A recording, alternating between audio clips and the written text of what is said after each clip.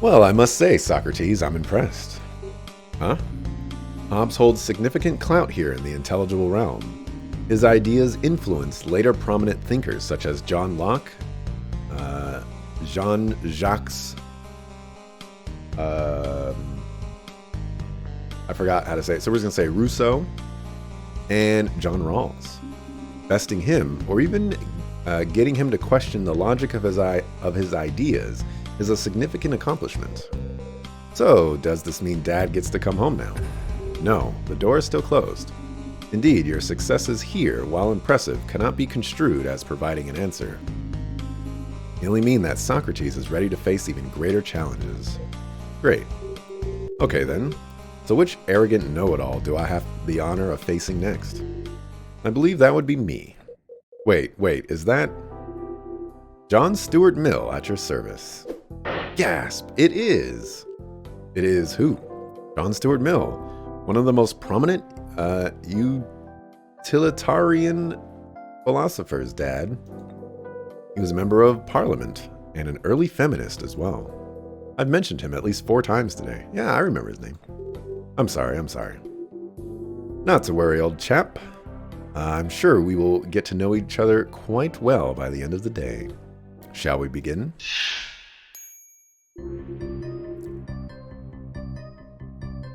Alright. In our society, good comes from the accomplishment of some desirable end. However, happiness and freedom from suffering are the only things truly desirable as ends. Thus, actions are right in proportion as they tend to promote happiness, wrong as they tend to produce unhappiness. As a result, one should choose every action in order to maximize overall happiness. And there you have it, gentlemen. Well, Ari is... Oh, anyways. Happiness must be the source of all good. Good is happiness. This is the core idea behind utilitarianism. Utilitarianism. Man, words are hard.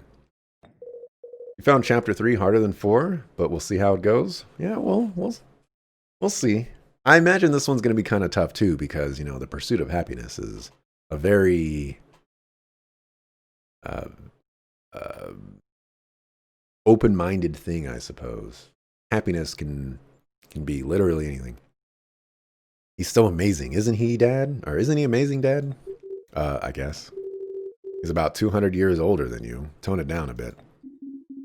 Well, Socrates, you have heard John's presentation. What is your intended course of action? Well, Dad, look, this is the closest thing to the nature of morality we are going to get.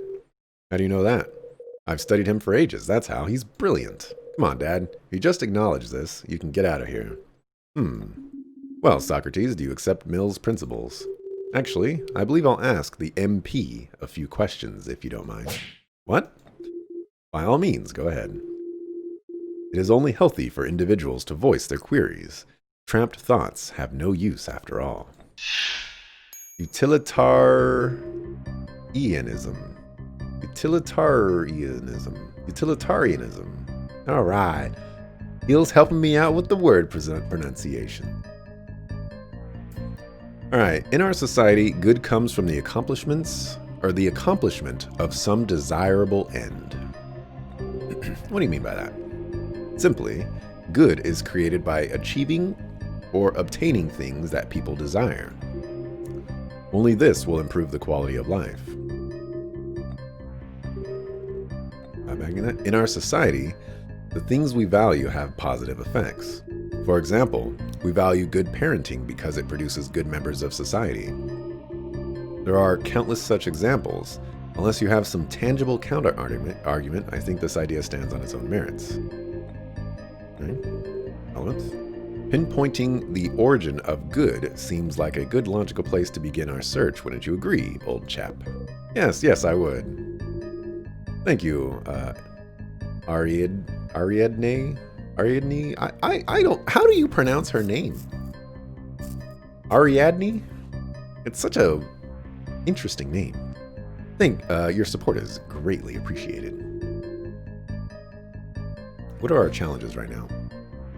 Good is happiness. However, happiness and freedom from suffering are the only things truly desirable as ends. What do you mean by that? Out of all the things we can strive for, happiness is the only true end. Everything else only serves to support this end. You back it? Most things which mankind values, love, peace, prosperity, are valued because they further some other end. If we follow such value chains to their conclusions, they all come to rest on happiness.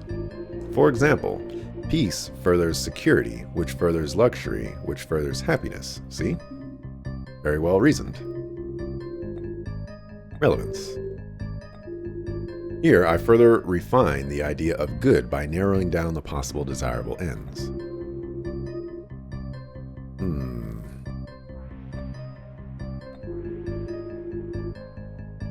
Happiness and freedom. Wait, I don't remember. I feel like this was the... Anyways. Happiness and freedom from suffering are the only thing truly desirable as ends.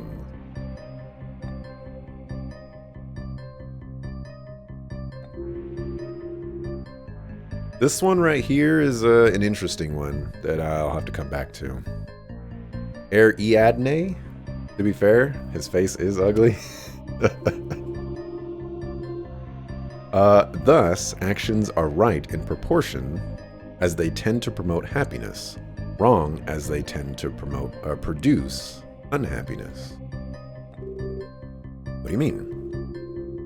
If your actions make people happy, there must be something positive about them. Likewise, if your actions make people unhappy, there must be some negative quality to them. Simply put, an action is as right as the happiness it creates. But happiness for whom? For the self or for others? The overall population distribution is irrelevant. Huh, interesting. That is interesting. Right, back it. Seems pretty self-sufficient. Okay, relevance. Here I narrow down the pursuit of good as far as it can possibly be narrowed, laying forth the final support for my conclusion.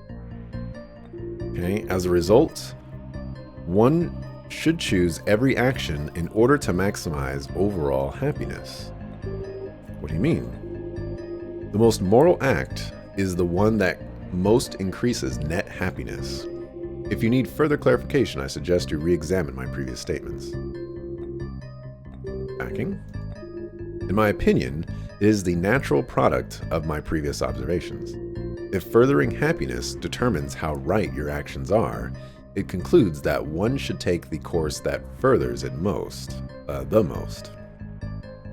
If furthering happiness determines how right your actions are, it concludes that one should take the course that furthers it the most. Put a pin on that one. How is that related to your conclusion? My good fellow, that is my conclusion. Oh, righto then. Okay, what are you doing? I am examining his reasoning, Ari. But his philosophy makes sense. Please don't make this harder than it needs to be. I'm sorry, Ari, but I can't take that risk. Okay. So we picked up happiness distribution. According to Mill, it is irrelevant how happiness is distributed as long as it increases overall. Okay, in our society, good comes from the accomplishment of some desirable end. However, happiness and freedom from suffering are the only things truly desirable as ends.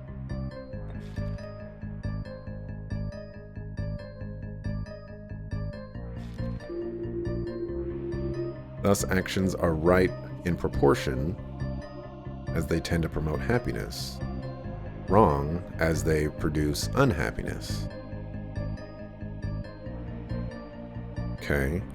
So right here, I want to challenge that, well, no, because it has to increase overall.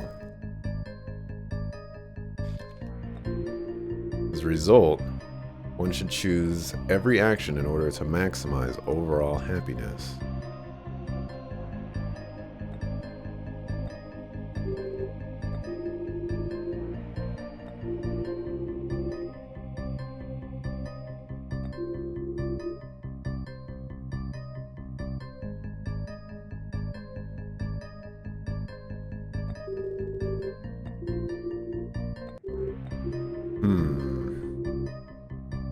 I don't see the hole in his argument yet. Good comes from the accomplishment of some desirable end. However, happiness and freedom from suffering are the only things truly desirable as ends.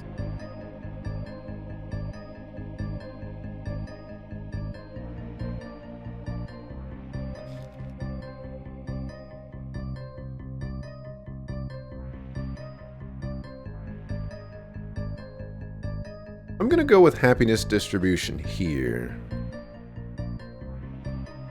Although maybe what's some clarification here. Of all the things we strive for, happiness is the only true end. Everything else only serves to support this end.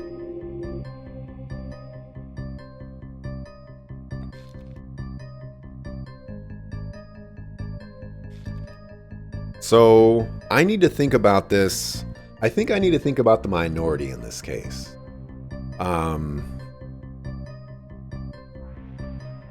If happiness is in pursuit of the majority end, then there's going to be unhappiness. There could be a 51-49 split, and that doesn't sound good to me. So I'm gonna go with this one right here. I think it could be relevant here. It could be relevant on the next one too, but I think it's most relevant here. All right, I was wrong.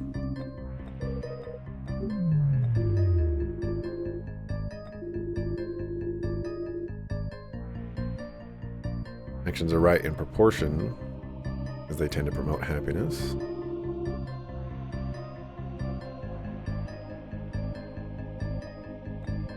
Okay, so I need to think of which one is most relevant. Wrong, as they tend to produce unhappiness, or maximizing overall happiness. I guess we'll go here. All right. I am going to lose this one. Nonsense! I knew where to do it, but I was just doing it in order. Life is hard. John Stuart Mill. Yes, Socrates. I understand the reasoning behind your philosophy, but following your reasoning in all situation creates some worrisome implications. What? Dad, are you serious? Mill's philosophy is perfect. Continue, Socrates. Gladly. The problem here is that happiness is not equivalently exchanged. It can be gained and lost in unequal measure. Since your philosophy does not care how happiness is distributed, this leads to some unfortunate scenarios. Oh really? Do explain. Let's say, for example, that I would gain twice as much happiness from punching Hobbes in the face as he would lose from being punched. The guy was already pretty miserable after all.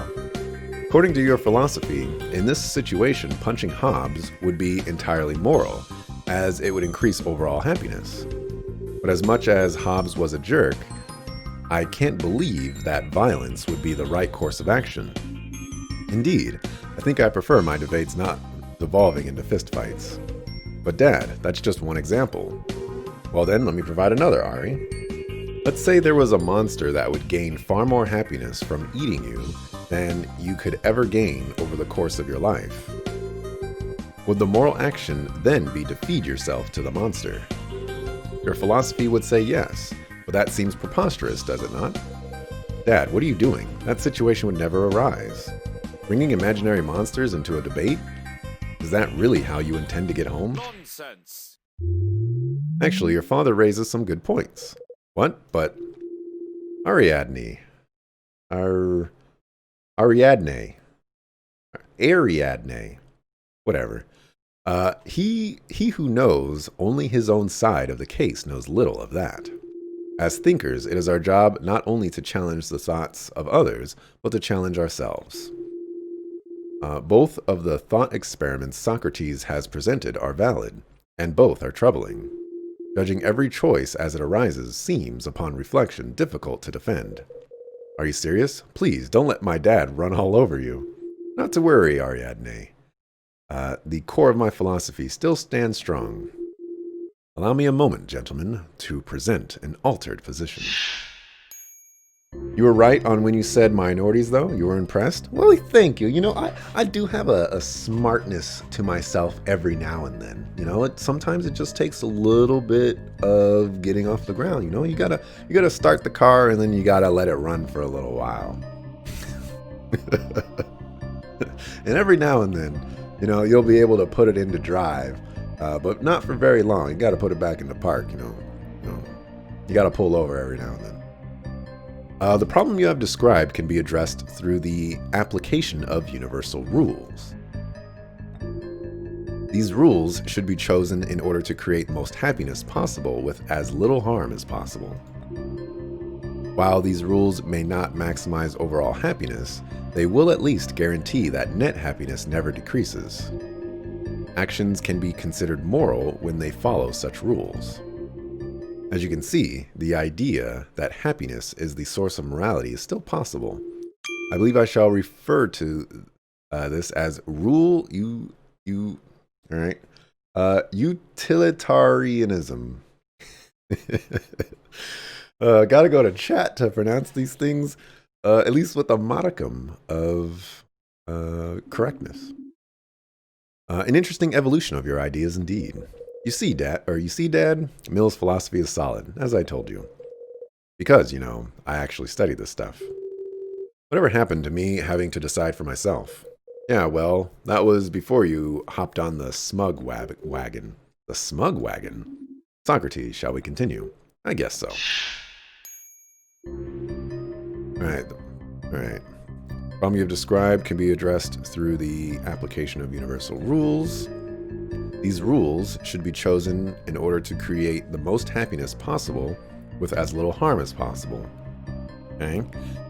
This immediately makes me think, who makes these rules? You know, if there's a collective of, let's just say, a government who creates rules to further happiness, that happiness is in the eyes of that particular beholder? What do you mean by rules? Are we talking about contracts? No. While Hobbes' theory and this could result in some of the same guidelines, the rationale behind their existence would be different. There are certain rules which, if always followed, would make society a happier place than if they were not. These are the rules which meet the qualifications of rule utilitarianism. Right? What evidence? As happiness is still the only ultimate end, the only rules that make sense would be ones that further that end. Thus, it makes sense that the rules which govern our actions should be chosen accordingly. All right. Here I detail the form that previously mentioned rules take. It is an essential step to bringing everything together. All right. While these rules may not maximize overall happiness, they will at least guarantee that net happiness never decreases. What do you mean by this? I think there's also an issue of, well, this is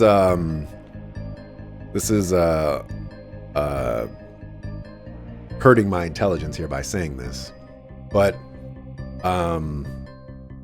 what about momentary happiness? If there's a momentary increase in happiness, but then a sharp decrease in happiness after that, I feel like That could also be an issue, but I could just be misinterpreting net there. Most of the time, the rules we follow should result in a net gain of happiness for society. While this may not always be the case, such a situation where one's free speech hurts another's feelings. Society is much better off if these rules are always followed than if they are never followed. Okay. Premise explains that the effects of a moral-based system relative to the core of my philosophy, happiness as an end. Actions can be considered moral when they follow such rules. I believe this is clear. If you follow the rules, you will be acting morally. Alright, backing. Based on everything I've established here, following the rules will promote happiness most of the time. Thus, we can assume that those who follow the rules are performing morally. Most of the time, even in the case that the rules create unhappiness, we should follow them. Well, no. Theoretically, if in a certain situation following a rule created enough unhappiness, that rule would be revamped, broken and replaced with a more nuanced rule. Huh, how interesting. How interesting indeed. Right, relevance demonstrates the implications of it. If we accept that these rules can further moral good, then those who live by these rules are acting morally. See, Dad, I told you. Mill is onto something here. Now please, stop being difficult and listen to what he has to say. I'm listening, and I still have many questions for him. There was something off about this solution. I can feel it. Just need to do a little more digging. Back to the top. Alright, these rules should be chosen in order to create the most happiness possible with as little harm as possible. If following a rule would create unhappiness, we should replace it with a more nuanced rule.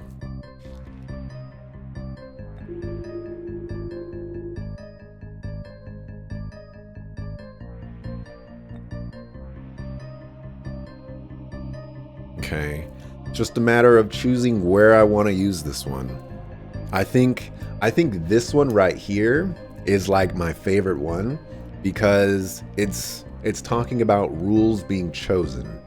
And I think this one right here kind of works in the sense of if rules are being chosen, then it doesn't work. Then, you know, a rule needs to be chosen again. But this is also specifically saying if following a rule would create unhappiness, which you could go down the path of, well, it doesn't quite work at this specific juncture of the argument. You would have to use it after a rule is already established and put into place, after seeing the effects of it.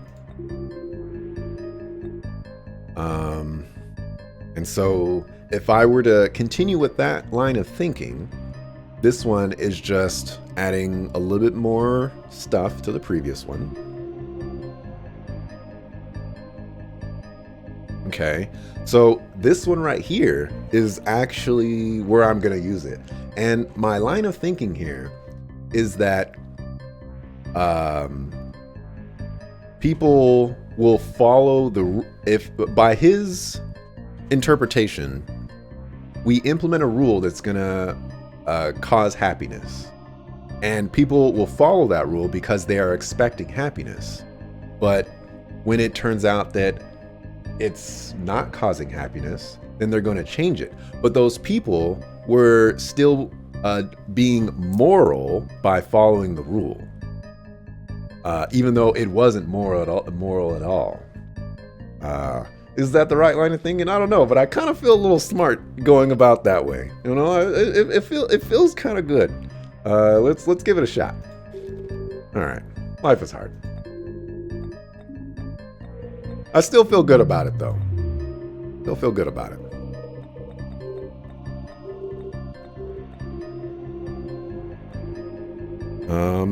This is addressed through the application of universal rules. Feel like you're 90% on track?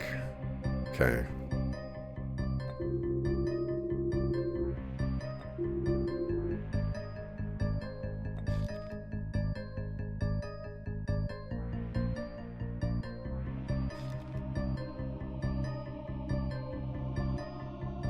Also, you would have done the same thing you just did, so good job. Vague hint, the band-aid or looping logic from Hobbes isn't too far off from what Mills is doing here. That is a good point, actually. Although I haven't necessarily seen the loop yet, but I can see how it loops. And I think that does make some sense.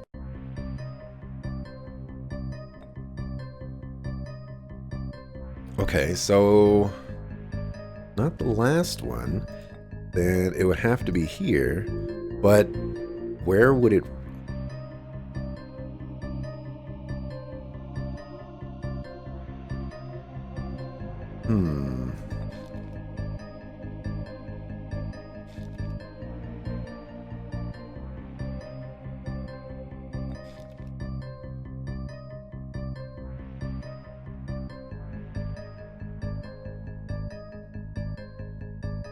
I admit I kind of want to use good as happiness right here because, you know what? This actually kind of goes back to what Sonomancer was talking about, this loop logic, where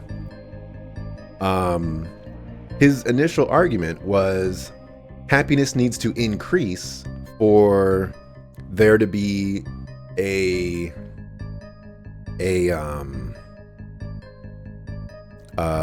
good action, basically.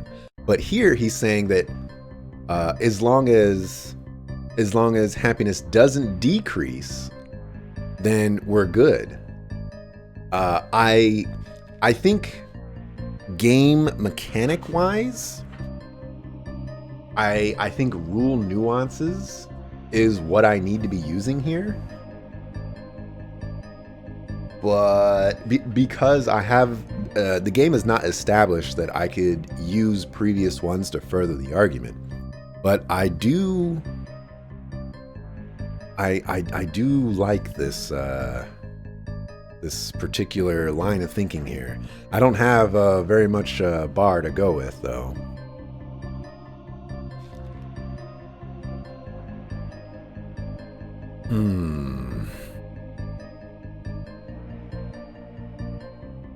Opponent only believes that he does because his face looks like a baboon's backside. Oh my gosh. Careful though, he didn't renege his core argument, he just revised it. Okay. I guess that's fair.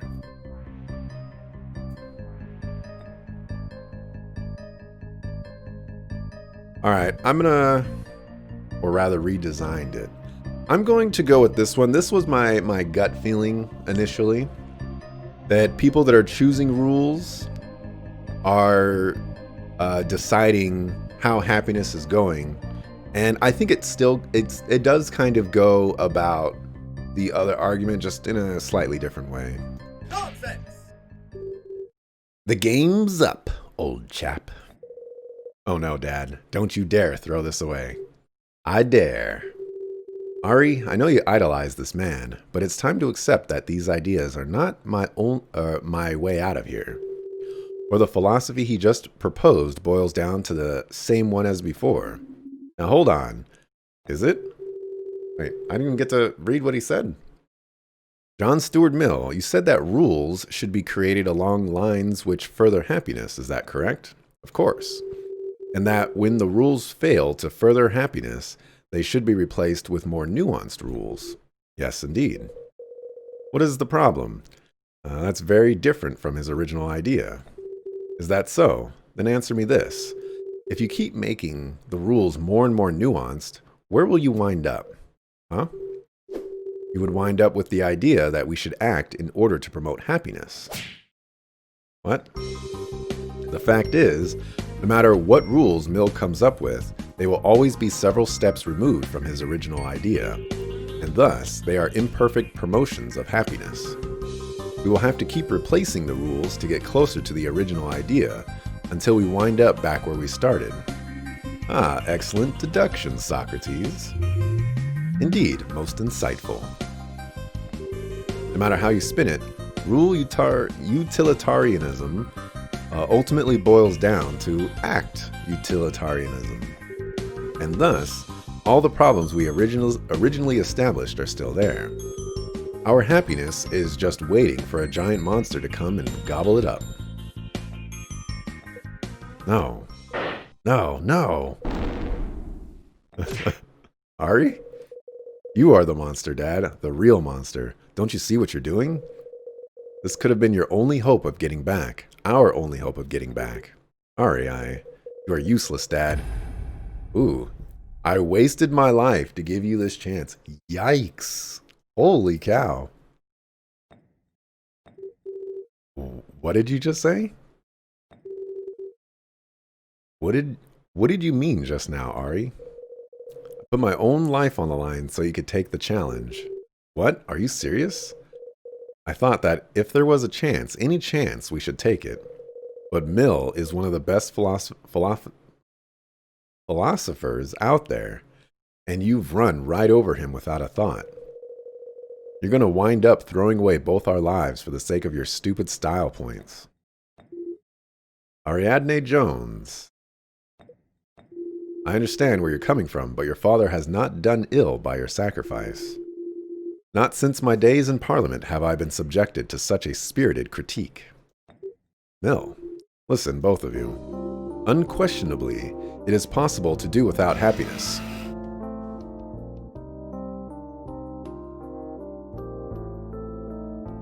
Loud noises.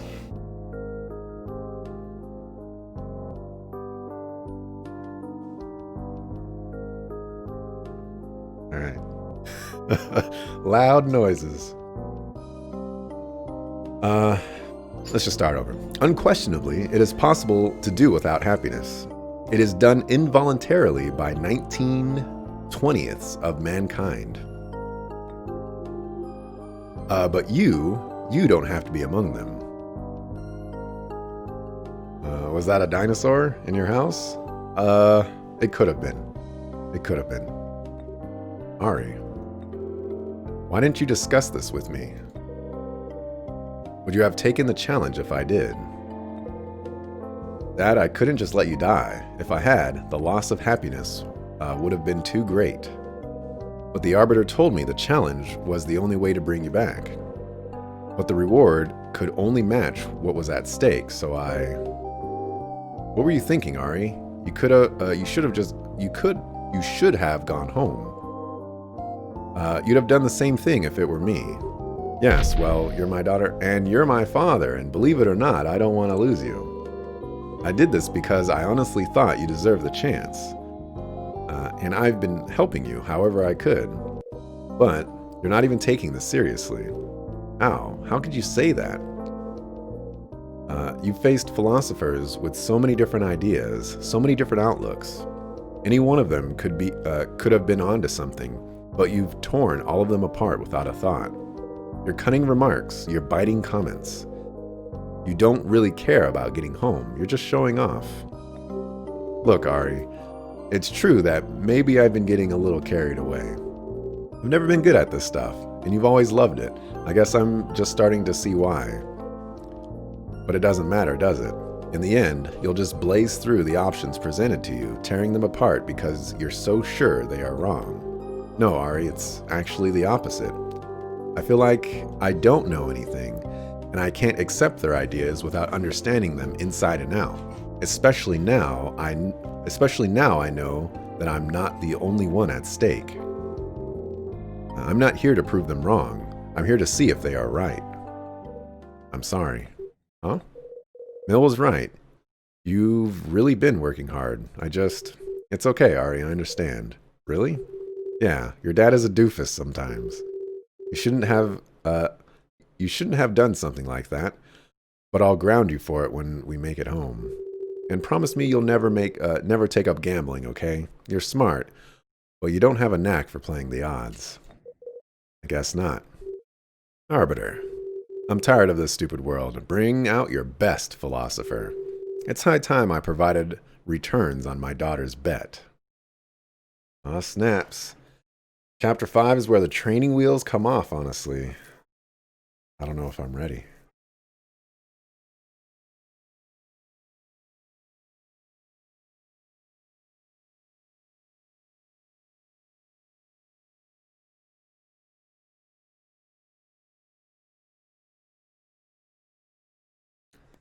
I don't know if I'm ready.